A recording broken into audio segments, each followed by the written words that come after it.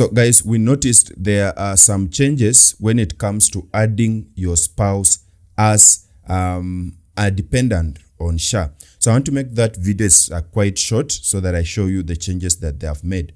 Now, when you log into your account, here's your account. I want you to come and then click on my profile, okay? And then click on dependents, then click on add dependent. And here you choose the type of relationship. In this case, we shall choose spouse and click on proceed. And then identity type is Kenyan citizen. So we are going to choose Kenyan citizen. Then you enter the spouse ID number. And there we go. I'll put the ID number just like that. And then confirm the ID number again.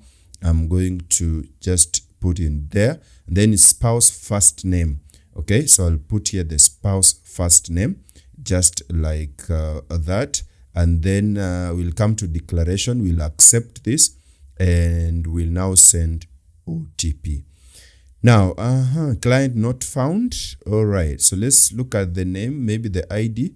First, I confirmed the ID is okay.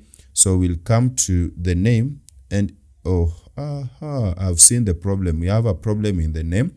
So I'm going to change that. Sorry. So I'll delete that N and then send OTP. And then the OTP will be sent. Okay, it's sent to the phone.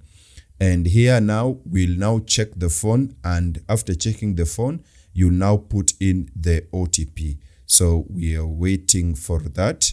And okay, after checking, here is the OTP. So I'm going to enter the OTP. Then I will click on verify, and then you will enter the PIN for logging into your SHA. So I'll do that and then verify. Once you do that, it will process and give you the result. And voila, dependent added successfully. Now, what has changed? First, you were like in the previous version, you were just to put the ID, okay? And then you put in fact, it was just the ID number, and then you send an OTP. But then after this update, now you have to put an ID number. Again, you have to confirm the ID number. And then after confirming, you have to put the first name of your spouse.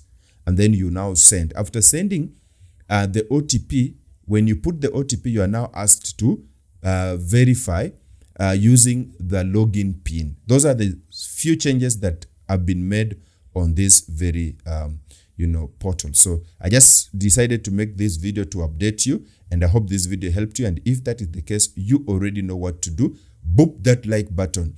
And if you love our general content, please make sure to follow us or subscribe to this channel for more tutorials.